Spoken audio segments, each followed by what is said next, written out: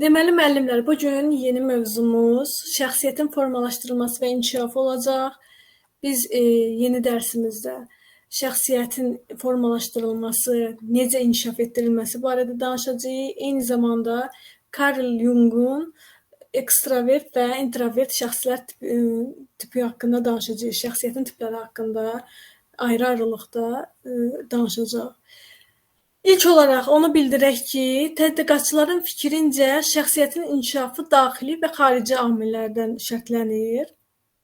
Daxili amillər dedikdə adından da göründüyü kimi burada genetik, bioloji, fiziki, fizioloji amillər nəzərdə tutulur. Xarici amillər dedikdə isə fərdin mədəniyyətə sahibliyi, sosial-iqtisadi vəziyyəti və ailə mühiti nəzərdə tutulur. Ümumiyyətlə, pedaqogika və psixologiya elmində şəxsiyyətin inkişafı və tərbiyəsi ilə bağlı 3 əsas konsepsiya vardır. Bu konsepsiyalar nələrdir? Bu konsepsiyalar bioloji konsepsiya, sosioloji konsepsiya və biososioloji konsepsiyalardır. Deməli, müəllimlər, bioloji konsepsiya adından da göründüyü kimi, burada bioloji xüsusiyyətlər aid olunur və psixoloq Zygmunt Freydə görə şəxsiyyət tipi, həmin bu bioloji şəxsiyyət tipi, bioloji şəxsiyyət konsepsiyasına aid olan şəxslər təbii varlıq olmaqla bütün davranışına anadan olanda özü ilə gətirir və şəxsiyyətin davranışı bioloji təsir və instinktlərdən asılıdır. Hansı konsepsiya aid oldu bu? Bioloji konsepsiya aid oldu. Sosioloji konsepsiya isə adından da göründüyü kimi burada sosial, cəmiyyət, insan faktoru önəmlidir və sosioloji konsepsiyanın nümayəndələri insanın bioloji varlıq olduğunu qəbul etməklə yanaşı, əsas burada xüsusilə ünsiyyətdə olduğu sosial qrupların təsiri ilə tədricən insanın sosiallaşması fikrini müdafiə edir. Və eyni zamanda sosioloji konsepsiyanın nümayəndələri bildirirlər ki, insan doğulanda ağ vərəq kimi doğulur və onun xarakteri ətraf mühitin təsiri altında formalaşır. Biososioloji konsepsiyanın nümayəndələri isə biososioloji, yəni bunların hər ikisinin, bioloji konsepsiyadan sosioloji konsepsiyanın hər ikisinin birləşməsi kimi yadınızda saxlaya bilərsiniz. Biososioloji konsepsiyanın nümayəndələri isə bildirirlər ki, şəxsiyyət irsiyyətlə ötürülür və sosial amillərin təsiri altında formalaşır. Deməli, şəxsiyyət irsiyyətlə ötürülmüş oldu və sosial amillərin təsiri altında formalaşmış oldu. Hansı konsepsiyanın nümayəndələri bildirdi? Biososioloji konsepsiyanın nümayəndələri. Eyni zamanda digər tədqiqatçılar bunu 3 başlıca amillə də əlaqələndirirlər. Hansı ki, irsiyyətlə əlaqələndirənlər var, yəni hər hansı bir ailədə valideynlərdən bir genetik faktorla ötürülmə. Digərləri bunu mühitlə əlaqələndirirlər ki, şəxsiyyətin formalaşmasında sosial və təbii mühitin öz rolu var və eyni zamanda tərbiyənin də rol olduğunu bildirirlər.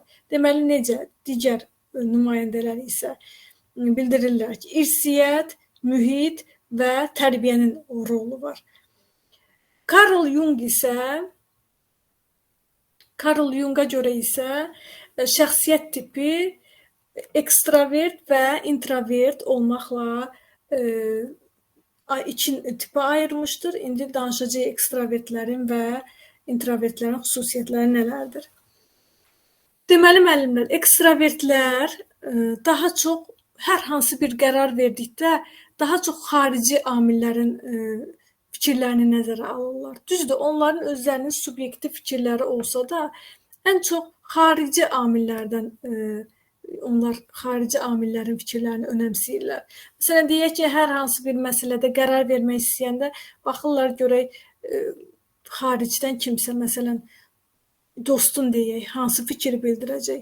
Məsələn, özünə bir ayaqqabı almaq istəyir, bəlkə də özü başqasını xoşlayır, soruşur ki, bu mənə yaraşır, yoxsa yaraşmır. Bu da xarici amilin rəyinə üstünlük verir. Və ekstravertlər bundan başqa, xarici amillərin təsirini nəzərə almaqdan başqa, onların, ümumiyyətlə bu tiplərdən danışanda hansı yaxşıdır, hansı pisdir, bizə bu xüsusiyyətlər bunları ayırmaq yox. hər birinin ayrı-ayrılıqda xüsusiyyətlərini bilmək, əlaqələndirmək və şagirdlərdə bunları biz bilməklə nələri formalaşdıra bilərik, o haqqda da geniş danışacağıq. Deməli, ekstravertlər dediyi necə, hansı xüsusiyyətlərə malikdir? Onlar xarici təsirlərin vasitəsilə addım atmış olurlar. Ekstravertlərdə ünsiyyət daha çox olur, onlar ünsiyyəti daha çox sevirlər. Onlar ekstravertlər daha çox xoşlayırlar ki, çoxluq olsun. İnsanlarla ünsiyyət qursunlar. Yəni təklik onlara artıq cansıxıcı gəlir, tək qalmağı sevmirlər. Diqqət mərkəzində olmağı sevirlər. Liderlik xüsusiyyətlərinə sahib olmuş olurlar ekstravertlər. Və onlar hər hansı bir yeni tanışlıqda, yeni bir mühitdə çox asanlıqla adaptasiya ola bilirlər. Çünki onlar çox sevirlər axı ünsiyyət qurmağı. Sadəcə olaraq onlarda mənfi xüsusiyyət nədir? Hər hansı bir məsələdə onlar qərar verməkdə tələsirlər. Hər hansı bir müzakirədə dərindən düşünmürlər. Çox tələsik nəticə çıxartmış olurlar. Bu ekstravertlərin xüsusiyyətləridir. İntrovertlər isə ekstravertlərin əksidir. Onlar daha çox ekstravertlərdən fərqli olaraq təkliyi sevirlər. Onlar daha çox öz hər hansı bir məsələnin, hər hansı bir qərarın verilməsində düzdür, xarici amilləri nəzərə alsalar da ən çox özləri qərar vermiş olurlar. Özləri subyektiv addım atmış olurlar. Sadəcə bunlarda məsələ ondan ibarətdir ki, bunlar çox da sevmirlər ünsiyyəti, hətta çox müzakirələr, çox ünsiyyət onlara üçün sıxıcı ola bilər. Onlar daha çox qeyd elədiyim kimi tək qalmağı sevirlər, hər hansı bir məsələdə dərindən düşünməyi sevirlər. Yəni onlar hər hansı bir məsələdə düşünmək üçün xüsusi bir vaxt ayırırlar ki, bu məsələ haqqında mən ətraflı düşünəcəm və ətraflı düşündükdən sonra qərar verirlər, dərindən düşünürlər. İntrovertlə ekstravert biz bunları nəyə görə bunların xüsusiyyətlərini bilməliyik? Hər hansı bir məktəbdə şagirdlər arasında biz şagirdlərin xüsusiyyətlərini bildikdə fəaliyyətləri zamanı onları nəzərə almalıyıq. Ekstravertdə çatışmayanı formalaşdırmalıyıq, introvertdə çatışmayanı formalaşdırmalıyıq. Məsələn, ekstravertdə çatışmır ki, onlar məsələn dərindən düşünmür. İntrovertlər əksinə daha dərindən düşünürlər. Məsələn, ekstravertlər tez nəticə verirlər, tez nəticəyə tələsirlər, tələsik nəticə çıxarırlar. İntrovertlər əksinə daha dərindən düşünürlər. Amma introvertlər də ünsiyyəti sevmirlər. Ona görə də məsələn, qrup işində, hər hansı bir fəaliyyətdə həm introvert şagirdləri, həm ekstravertləri bir araya qoyduqda onlar bir-birindən öyrənirlər. İntrovert ekstravertdən, ekstravert isə introvertdən öyrənir. Və müəllimlər, digər bir tip isə, şəxsiyyət tipi isə, səsim gəlir müəllimlər? Bəli, müəllim. Gəlir mənim, gəlirsiniz. Dərsi yazırsınız? Dərsi yazırıq, bəli. Yaxşı. Dərsdən qaçmaq istəyirsiniz? Yox, dedim, yəni də unudarsınız. Narahat olmayın, yazırıq. Deməli, müəllimlər, bir də şəxsiyyət tipi var, ambivert. Ambivert nədir? Ambivert Carl Jung'a aid deyil. Ambivert Hans Eysenck, bu da psixoloqdur. Hans Eysenck'in irəli sürdüyü şəxsiyyət tipidir. Ambivertlərdə isə ekstravertdən introvertin hər ikisinin xüsusiyyətləri var burada. Deməli, ekstravertdən introvertin hər ikisinin müsbət cəhətlərini bir araya yığıb və ambivert şəxsiyyət tipini ortaya qoymuşdur. Və müəllimlər, şəxsiyyətin formalaşdırılmasında biz burada uşaqların xarakterləri haqqında danışacağıq. Nədir bu xarakterlər? Deməli, hər hansı bir uşaqların xarakter deyilənə nəzərdə tutulur. Onların özünün daha çox tez-tez təkrarladığı davranışlar, onların tez-tez təkrarladığı hərəkətləri, ətrafdakılarla münasibətləri onların xarakteri kimi özünü göstərir və biz bu xarakterdə müxtəlif dövrlər əsasında öyrənmiş oluruq. Əxlaqi dəyərlərin olmadığı dövr, özünə yönəlmə mərhələsi, ənənələrlə ayaqlaşma mərhələsi, qeyri-rasional şuur və rasional şuur. Bu bir növ müəllimlər. Biz Piaget nəzəriyyəsini keçəndə də, yadınızdasa Piagetdə də mərhələlər var idi. Bir növ Jean Piaget'in zehni inkişaf mərhələləri nəzəriyyəsindən bir növ əlaqəlidir. Məsələn, əxlaqi dəyərlərin olmadığı dövr, bu dövr məsələn körpəlik dövrünə təsadüf edir. Körpəlik dövrünə təsadüf edir. Yəni bu dövrdə artıq uşaqlar nəyin yanlış, nəyin doğru olduğunu dərk eləmirlər hələ. Çünki hələ olaraq körpədirlər və bu da 2 il çəkir. Özünə yönəlmə mərhələsi nədir? Özünə yönəlmə mərhələsi də erkən uşaqlıq illərinə təsadüf edir. Hardasa 2-7 yaş aralığında. Bu da Jean Piaget nəzəriyyəsinə əlaqələndirsək, yadınızdasa ilkin əməli mərhələdə nə deyirdik? Deyirdik, egosentrizm mərhələsində olurlar. Uşaqlar özlərinə yönəlmiş olurlar. Özünə yönəlmə mərhələsi həmin Piaget'in ilkin əməli mərhələsindən bir növ əlaqəlidir. Dediyimiz kimi, özünə yönəlmə mərhələsində artıq erkən uşaqlıq illərinə təsadüf eləyir. Düzdür, bu mərhələdə uşaqlar nəyin əslində doğru, nəyin yanlış olduğunu bilsələr də, amma qaydalara əməl etmək istəmirlər. Niyə qaydalara əməl etmək istəmirlər? Çünki onlar özlərini düşünür, özlərini xoşbəxt etməyə çalışırlar. Üçüncü mərhələdə isə biz danışırıq ənənələrlə ayaqlaşma dövrü. Bu mərhələdə 6-12 yaş aralığını əhatə edir. Artıq bu mərhələdə uşaqlar qaydaları bilməklə yanaşı qaydalara əməl edirlər. Özünə yönəlmə mərhələsindən fərqli olaraq bu mərhələdə qaydalara əməl edirlər. Çünki bilirlər ki, əməl etməsələr, yəni sonda onları hər hansı bir nəsə gözləyir. Onları pis nəticə göstərsələr, onların pis nəticələrinin nəticəsi var. Qaydalara əməl etmək lazımdır. Sonda onlar cəzalana da bilərlər, onlara müxtəlif sözlər də eşidə bilərlər. Yəni sonda onlar pis nəticə gözlədiyi üçün onlar qaydalara əməl etməyə çalışırlar. Və qeyri-rasional şuur dövr, bu da yeniyetməlik mərhələsinə aiddir. Yeniyetməlik mərhələsində də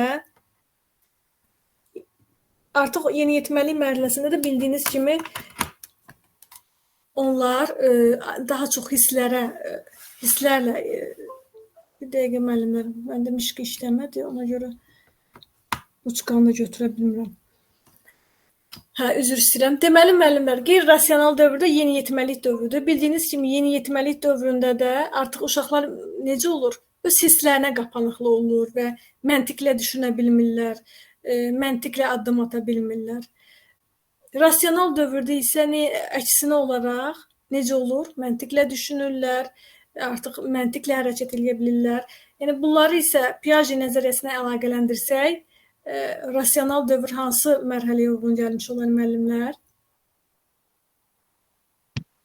Formal əməl olar. Bəli, formal əməli mərhələyə uyğun gəlmiş olar.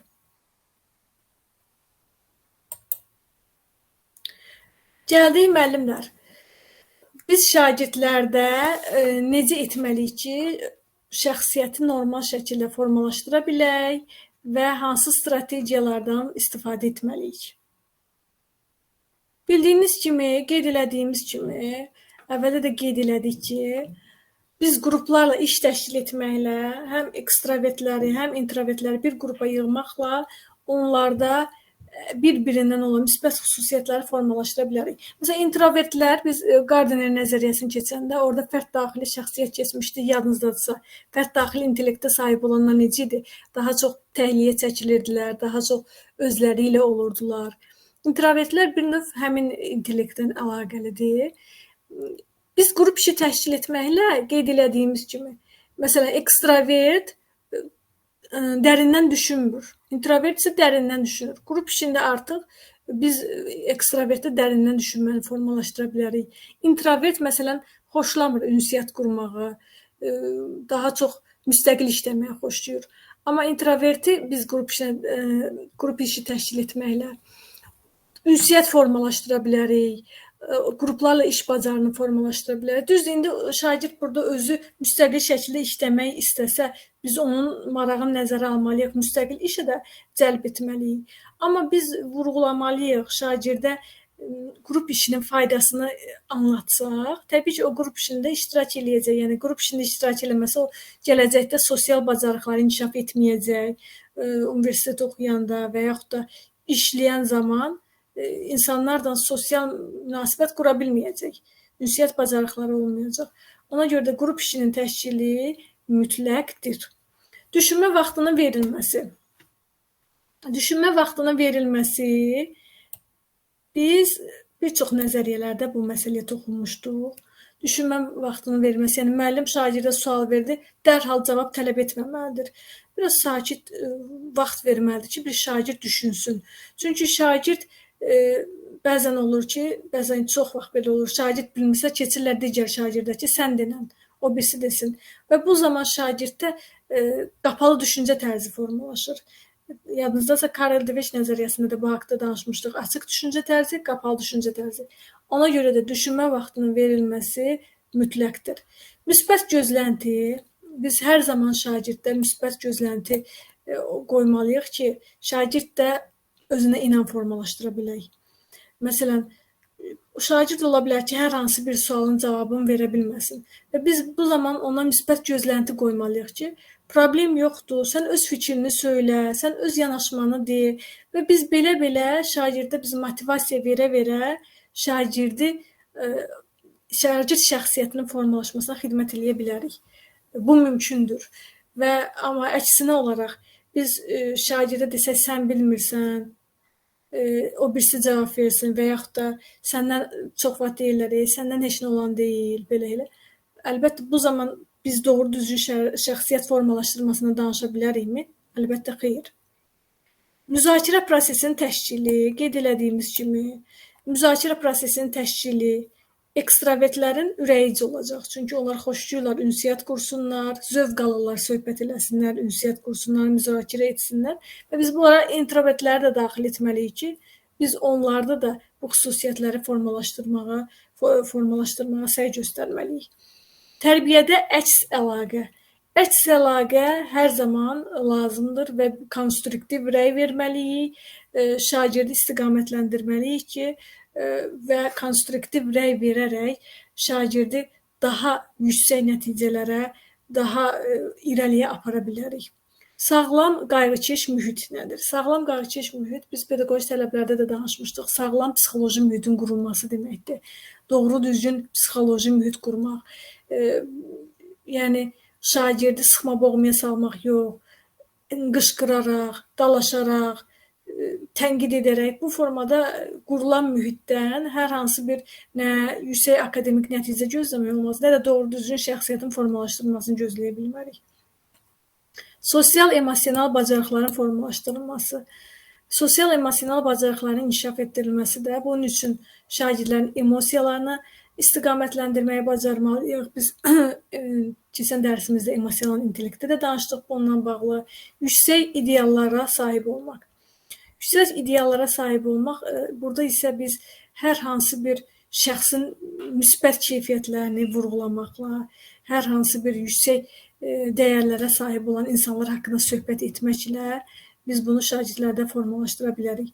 Səmərəli vərdişlər, təbii ki, biz şagirdləri pis vərdişlərdən qorumalıyıq, onlarda səmərəli vərdişlər formalaşdırmağa çalışmalıyıq.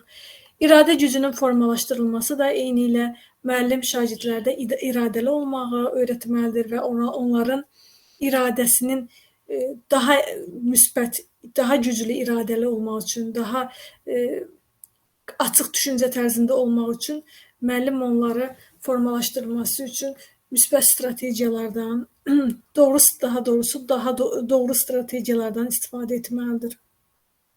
Yəni, şagird hər hansı bir səhv eləyirsə, müəllim necə yanaşmalıdır? Səhv etməkdən qorxma, səhv etmək sənin yeni nələrsə öyrənməyin üçün bir addımdır. Və belə-belə biz artıq şagirddə iradə gücünü formalaşdırmış olacağıq. Şagird nə səhv etməkdən qorxacaq, əksinə çalışmağa, doğru gedəcək. Yəni Karol Dweck nə deyirdi? Şagirdin fəaliyyətini tərifləyin deyirdi. Şagird doğru düzgün çalışma eləməsə də biz onun çalışqanlığını vurğulasaq, çalışmısan, səy göstərmisən, şagird hər zaman çalışmağa meyilli olacaq. Mükafatlandırma və mənfi nəticələr. Biz şagirdləri hər zaman çalışmalıyıq ki, mükafatlandıraq.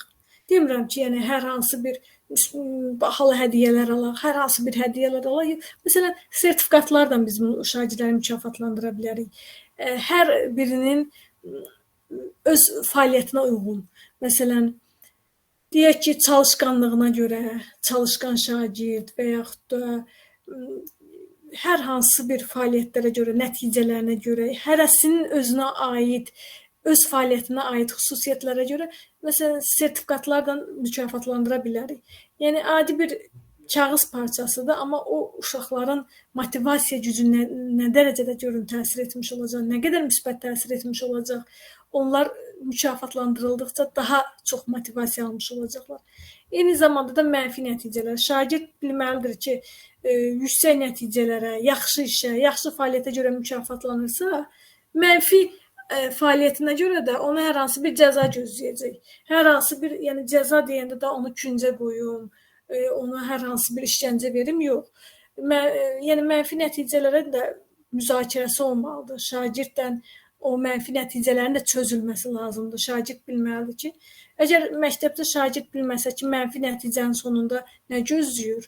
Yəni böyüyəndə necə biləcək ki, hər hansı bir cinayətin sonu türmədir, hər hansı bir pis hərəkətin sonu nədir? Bunu bilmək üçün biz bunu formalaşdırmağa məhz məktəbdən başlamalıyıq. Yəni məktəb tək akademik göstərici elmi biliklər verməsi üçün deyil, eyni zamanda şagirdi müstəqil həyata hazırlamaq lazımdır. Şagirdin həyatda necə şəxsiyyət olmasına, eyni zamanda onun biz keçən dərsimizdə danışdıq, emosiyaların düzgün idarə edilməsinə, düzgün idarə etməsinə, hər tərəfli biz şagirdi formalaşdırmağa çalışmalıyıq.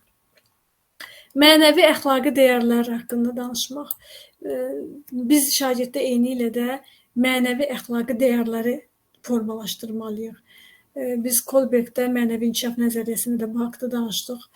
Özü ilə bağlı refleksiya etmək imkanı formalaşdırmaq. Özü ilə refleksiya etdikdə şagird artıq özünün mənfisi, müsbəti, doğrusu, yanlış haqqında məlumatlı olduqda, əlbəttə ki, biz bunu emosional intellektdə də danışdıq bu haqda ki, özünü daha yaxından tanımış olacaq, özünü daha düzgün idarə etmiş olacaq, özü haqqında daha çox məlumatlı olacaq. Yəni özünü refleksiya eləməyə bacarmalıdır ki, özünün mənfisindən agah olmalıdır ki, bir o mənfinin də üzərində işləyərək, özünü tərbiyə edərək müsbətə doğru addımlaya bilsin. Eyni zamanda ümumi məktəb mühitinin ədalət və hörmət hissləri əsasında hörmət hisslərinə əsaslanması. Qeyd elədiyimiz kimi, məktəbdə, eyni zamanda məktəbdə nəinki şagirdlər, məktəb rəhbərliyi də, müəllimlər də davranışlarına xüsusi diqqət yetirməlidirlər. Bu həm kollektiv çərçivəsində olmalıdır, həm də şagirdlərə qarşı olmalıdır ki, şagirdlərə həssaslıqla davranmaq lazımdır. Məsələn, deyək ki, introvert şagirdlərdən danışdıq. İntrovert xüsusiyyətə sahib olan şagirdlər, məsələn, müəllimdən hər hansı bir diqqətsizlik gördükdə, müəllimdən hər hansı bir xoş olmayan münasibət gördükdə onlara necə təsir eləyəcək və yaxud da ekstravertlər olsun. Ekstravertlərə necə təsir eləyəcək? Ekstravertlər, məsələn, ən çox liderlik xüsusiyyətləri onlarda çox olur. Onlarda, məsələn, dedik ki, onlar xoşlayırlar ünsiyyət qurmağı. Eyni zamanda ekstravertlərdə də xarici amillərin təsiri güclü olduğuna görə onlar hər hansı bir qərarı verəndə necə ki, xarici qərarlarla addım atmış olurlarsa, eyni zamanda bu fəaliyyət əsnasında motivasiyada da özünü göstərir. Xarici amillərin təsiri motivasiyada da təsirini göstərir. Müəllim yaxşı olsa, mehriban olsa, doğru düzgün istiqamət versə, sağlam psixoloji mühit təşkil etsə, ekstravertlərin nəticəsi yüksək olacaq. Çünki onlar xarici təsirlərin xarici amillərdən təsirlənirlər deyə. Eynilə də əksinə, müəllim biraz kobud olsa, müəllim biraz diqqətsizlik eləsə, ekstravertlər ruhdan düşəcəklər. Onlar dərsə də maraqları olacaq, həmin fənnə qarşı da maraqları olacaq. Ona görə də məktəb mühitində də müəllimlər mütləq ki, diqqətli olmalıdırlar və kobud rəftardan uzaq olmalıdırlar. Şagirdlərə, xüsusilə şagirdlərə həssaslıqla yanaşmalıdırlar. Bugünkü dərsimiz müəllimlər bu qədər. Deməli, şəxsiyyətin formalaşdırılması və inkişafı haqqında danışdıq. Refleksiya eləyək, nə öyrəndik, nə öyrənmədik. Deməli, dedik ki, daxili amillər, xarici amillərdən danışdıq. Pedaqogika psixologiya elmində şəxsiyyətin inkişafında tərbiyə ilə bağlı konsepsiyalar haqqında danışdıq. Dedik, neçə konsepsiya növü var? Hansı konsepsiyalardan danışdıq? 3. Bioloji, sosioloji və biososioloji konsepsiyalardan danışdıq. Eyni zamanda Carl Jung'un ekstravert, introvert tiplərindən danışdıq, ayırdıq şəxsiyyət tiplərindən danışdıq və ambivert şəxsiyyət tipindən danışdıq. Çox maraqlıdır əslində, maraqlı mövzudur bugünkü mövzumuzda müəllimlər. Hələ ki biz bir-bir dərs keçirik, amma növbəti dərslərimizdən əsas dərsimizdə də ola bilər 2-2 dərs keçdik. 2-2 dərs keçəcəyik ki, yəni biz həm imtahana qədər bütün proqramı bitirək, həm də təkrarda qayıda bilək, çünki çox vaxtımız yoxdur. Çox xahiş edirəm müəllimlər, testlərə məsuliyyətli yanaşın, testləri işləyin. Növbəti dərsimizdə isə təkrar olacaq dərsimiz. Təkrarın mövzularını isə mən sizə qrupda göndərəcəm, hansı dərslər olacaq. Keçən təkrarımızdan ki, kimlər ki testləri təhvil verməyib, həmin müəllimlər də zəhmət olmasa testləri göndərərlər. Müəllimlər, bugünkü dərsimizdən bağlı sualınız varmı? Müəllim, bu dərsin kaydını da atasınız bizə. Bəli müəllim, çəkirəm, yerləşdirəcəm YouTube-a, orada baxacaqsınız inşallah. Yaxşı müəllim, sağ olun. Oldu, sağ olun müəllimlər. Sağ olun, sağ olun. Sağ olun. Gecələr xeyrə. Sağ olun.